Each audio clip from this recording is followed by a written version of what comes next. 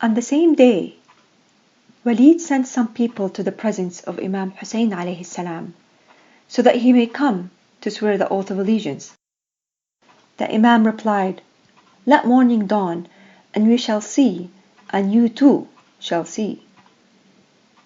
When they heard this, they did not force him and returned back. On the same night he left from Medina, and it was the night of 28th of the month of Rajab.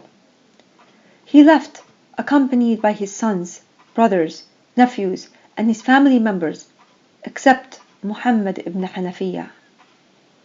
Muhammad was not aware as to where he would go, and hence said, "O brother, you are most dear and beloved near me, and hence you are the most worthy for the gift of advice.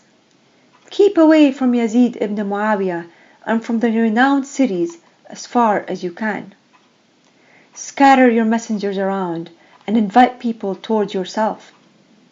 If people obey your command and swear fealty to you, offer praise to the Almighty. And if they leave you and gather around someone else, your intellect and religion will not be lessened, and your valor and mercy will not diminish. I fear lest you go to a renowned town wherein a group of people supports you, while the others may rebel, and thus you may fall prey to their lances. At that time, the one who is the best person among all the people with regard to himself and his parents, his blood may spill, and his family be humiliated." Imam Hussein alayhi salam replied, "O dear brother, where should I go to?" Muhammad replied, "Go to Mecca and halt there. If you find relief, settle there, for that is what you seek. And if the climate does not suit you, go towards Yemen. If you find safety therein, stay, or else take refuge in the deserts and mountains. Then go from one place to another until you find out the position of the affairs of the people. At that moment, your decision will be the best opinion." Imam Hussein alayhi salam replied, "O brother, you have advised rightly, and I wish that your advice may be firm and triumphant." Then he went to the mosque and recited the following couplets of Yazid ibn Mufarri: "Neither will I offend the grazing cattle in the morning, nor shall I be called Yazid. There will never come the day when I will yield submissively, and death watches me to back off." Allama al-Majlisi relates in Bihar al-Anwar that Muhammad ibn Abu Talib Musawi says that when Walid received a letter to slay Imam Hussein alayhi salam, it was very hard upon him, and he said, "By Allah, may Allah not let me witness the murder of the son of his Prophet, even if Yazid gives me the entire world and whatever is contained therein in lieu of it." It is said that one night Imam Hussein alayhi salam stepped out of his house and went to the head of the grave of his grandfather and said, "Salutations be upon you, O Prophet of Allah. I am Hussein, the son of Fatima. I am your beloved and the child of your beloved. I am your son whom you have left as your heir among your ummah. Thus, O Prophet of Allah, be a witness that these people have deserted me and neglected me while refusing to protect me. This is my complaint to you until I come to your presence."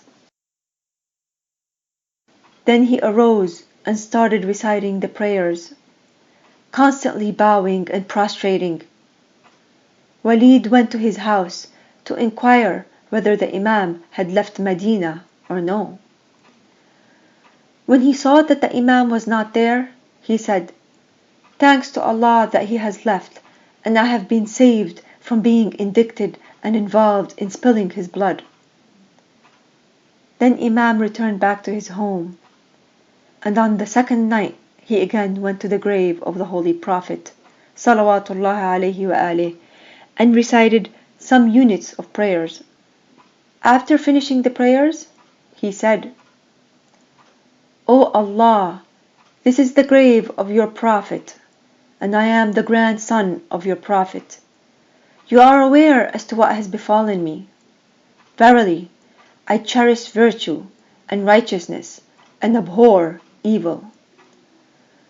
O Lord of glory and honor, I adjure you by the right of this grave and the one who is buried therein to bring forth for me that which is approved by you and your Prophet. The Imam continued weeping until the morning.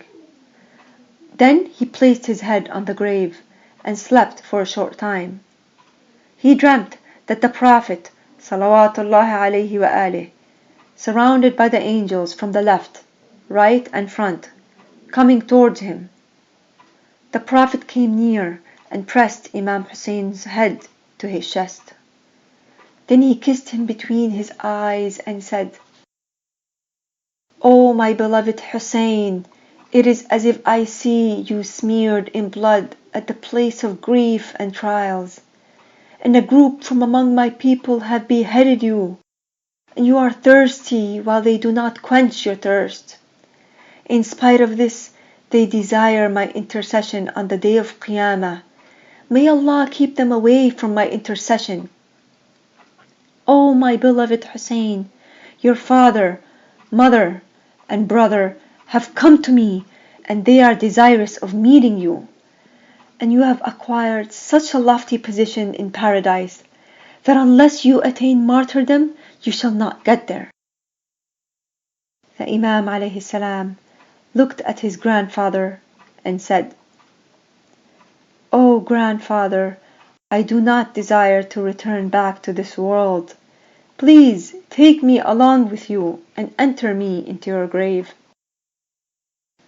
The Prophet replied, You should return back towards the world and attain martyrdom, and thus gain whatever great rewards Allah has reserved for you.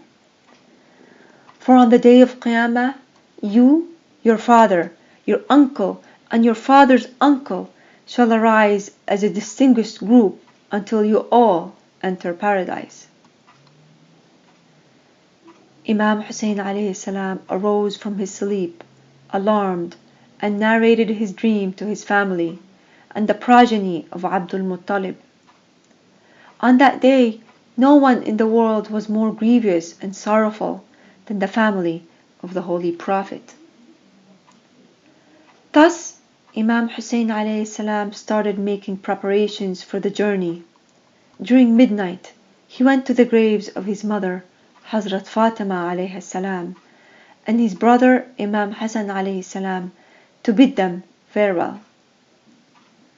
In the morning, when he returned back to his home, his brother Muhammad ibn al-Hanafiyyah came to him and said,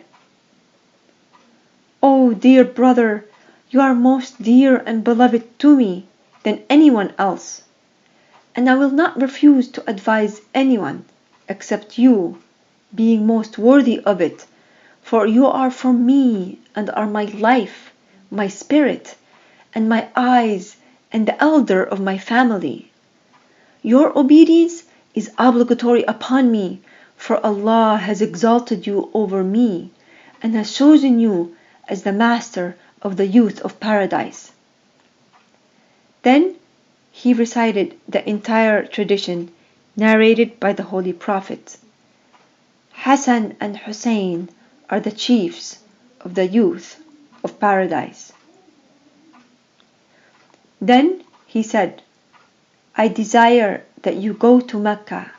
If you find peace, stay there, and if the matter turns out to be different, then go to Yemen, for the people therein are among the helpers and followers of your grandfather and father, and they are the most kind-hearted and merciful among men, while their towns and cities are vast. Then, if you can halt there, do so.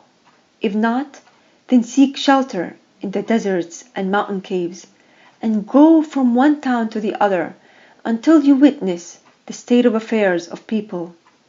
And may Allah judge between us and the group of evildoers.